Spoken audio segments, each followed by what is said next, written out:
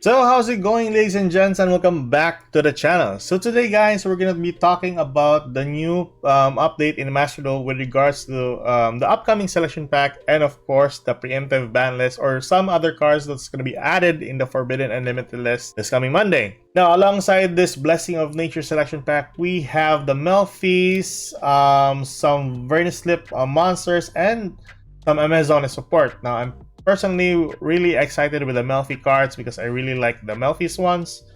Vernislip, I don't know how to play that one, but I'm gonna learn that deck if ever we can get most of the cards. Amazonas, I'm not pretty sure, but I think most of you really like Amazonas. Now, that being said, we still have a ton of cards that's gonna be added into the list. Some Visa Starfrost supports that's gonna be needed later on the line for the Mana Dome, and I'm pretty sure some of them will be useful. Melfi supports and then Amazonas supports. So that is basically some other cards that's gonna be added. What I'm really intrigued here is the tier elements that was preemptively banned or targeted for the ban list.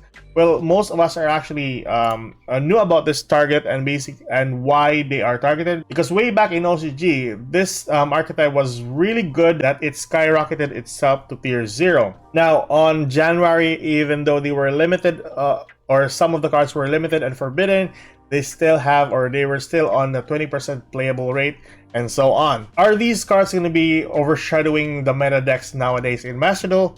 Well, before I talk about this question, let's move back a few months prior on how this deck really performed, or how this archetype really performed before it got targeted for the ban list and after it got targeted for the ban list. Now, why am I talking about OCG? Because most of the cards that are on Master Duel are mimicking the ban list in OCG. Some of the cards are not entirely mirrored in Master Duel, but some of the cards are typically targeted for the ban list in relation to the OCG ones. Meta games in the OCG are kind of like or almost similar to Master Duel, so that's why I'm gonna assume that it's gonna be the same thing that's gonna happen to Master Duel later on the line once Tier Elements comes out. So let's talk about the Forbidden and Limited list. So on January 2023, we have 4 cards that were targeted for the Tier Elements ban.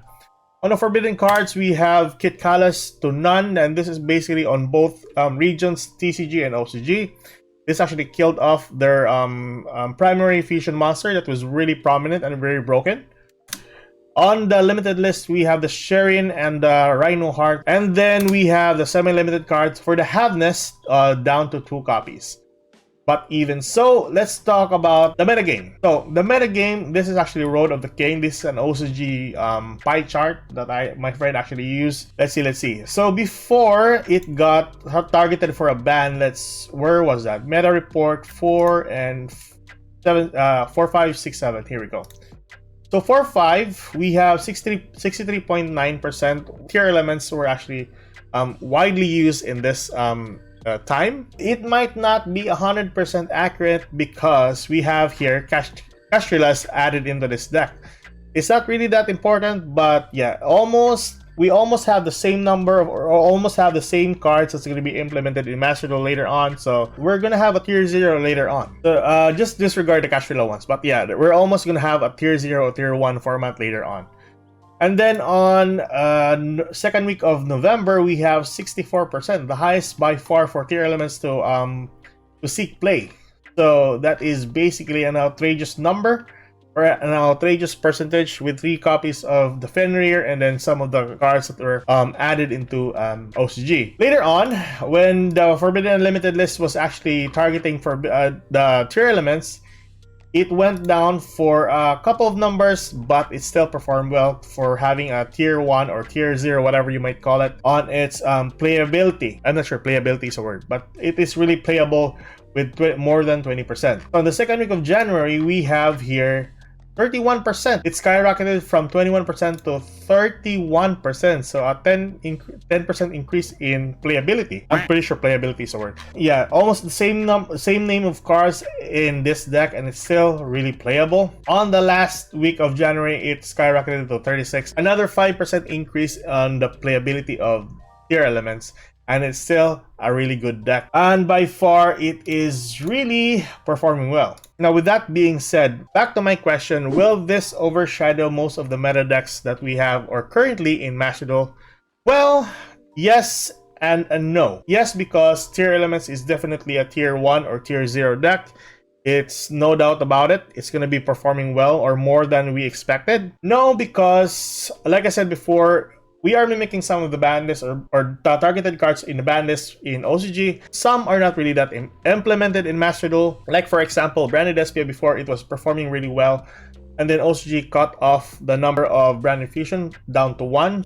In Master Duel, we have 3 copies of Brand Infusion. If ever, like, for example, Branded Despia is going up against a Tier Elements deck, it's still going to be playable and it's going to perform well against this type of deck or against Tier Elements. And this is basically on my opinion, guys. I'm pretty sure most of you are really unsatisfied with that, with my answer.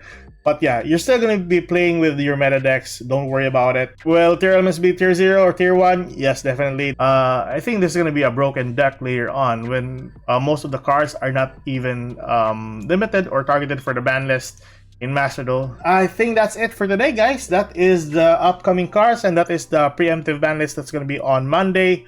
Hope you enjoyed this kind of content and like and subscribe for more content like this in the near future. That's me signing off. Keep safe. Good luck.